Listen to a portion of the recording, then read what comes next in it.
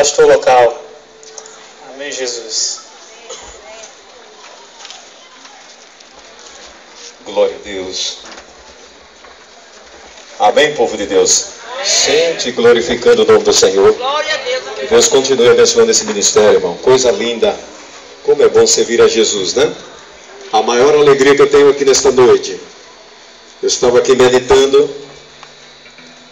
Nem todo tempo no meio da rua, em cima de um trilho como esse, confessar que Jesus é o meu Senhor. Glória a Deus.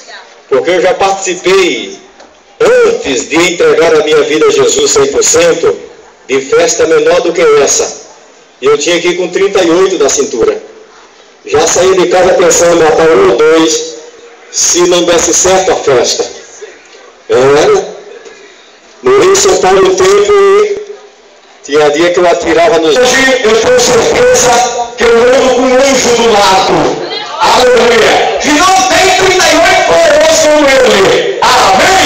E a Bíblia me garante que ele me guarda e me livra debaixo da autoridade de Deus de todos os males. Então eu sou feliz em servir o Senhor. Você é assim ou não? E eu tenho o prazer em dizer que Ele é o Senhor da minha vida. Possa ser que muita gente não acredite, né? Tem gente que pensa que quem é errado para sempre. Não. Existe um ditado, um adágio popular, que o pau que nasce torto nunca se direita ou morre torto, né? É mentira. Se ele encontrar Jesus, Jesus arruma a vida dele. Amém? Eu sei que tem gente aqui com testemunho mais pesado do que o meu. Eu só acompanho por cima.